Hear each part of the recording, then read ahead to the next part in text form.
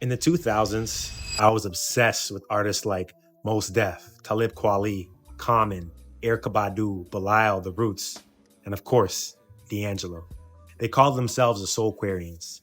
They took the grit of hip hop and the grace of soul, turned it into something alive, something that made you feel and think at the same time. D'Angelo was an architect of that movement, an irreplaceable voice in the soundtrack to my becoming. His melodies could reach places no scalpel ever could. The soul, the memory, the wound. So when I learned he died recently of pancreatic cancer at just 51, it hit me. This disease is one of the main reasons I became a gastroenterologist in the first place. Because by the time most people are diagnosed, it's already too late. Patrick Swayze, Aretha Franklin, Alex Trebek, Steve Jobs, all taken by the same disease. Their loss reminds us that talent doesn't make you invincible, and awareness can't wait. Metabolic syndrome is the company pancreatic cancer. It can raise risk by more than 30%. But when these factors improve, through movement, weight loss, and blood pressure control, risk begins to fall. Your labs just aren't numbers. They're early warning notes in the score of your life. Regular physical activity cools the inflammation. Even modest movement, a brisk walk most days, can cut pancreatic cancer risk by nearly 10%, independent of weight.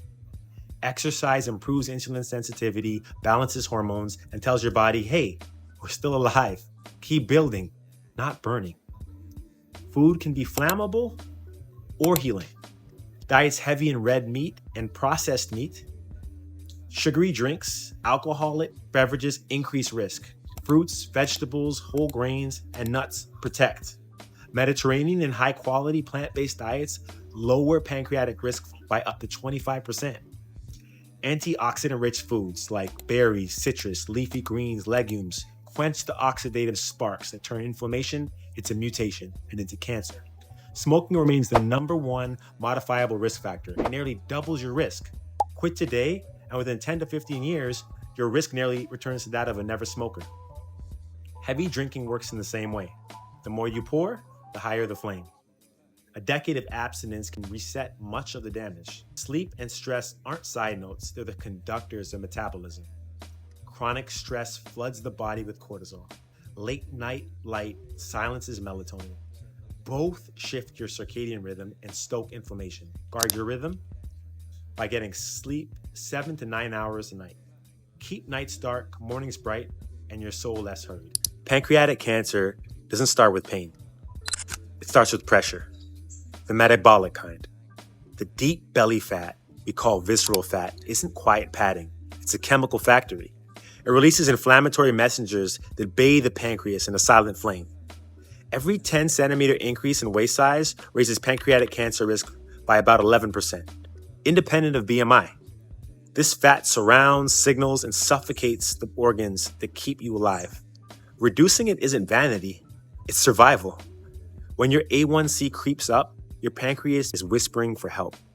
High blood sugar and insulin resistance don't just predict diabetes, they predict danger. People with elevated A1C have up to twice the risk of pancreatic cancer. And when someone over 50 suddenly develops new-onset diabetes, that's a red flag. Roughly 1 in 100 will be diagnosed with pancreatic cancer within 3 years. Unexplained weight loss, fatigue, or rapidly rising glucose deserve attention, not avoidance.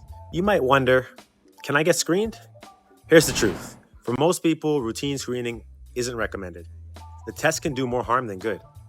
But for those with a strong family history of pancreatic cancer or certain genetic mutations like BRCA1 or BRCA2 or BRCA1, BRCA2, specialists may advise annual MRI or endoscopic ultrasounds at expert centers. If pancreatic cancer runs in your family, talk to your doctor about genetic testing. Knowledge saves generations. Pancreatic cancer may be silent, but prevention doesn't have to be. Your daily choices, how you eat, move, rest, and release stress are all quiet acts of rebellion against this disease. D'Angelo once sang, "How does it feel?"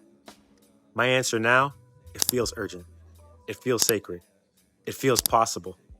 Because freedom starts in the body, and healing is the music we were made to make. Hi, I'm Dr. Kayeen Jeffers, a triple board certified physician in gastroenterology, internal medicine, and obesity medicine.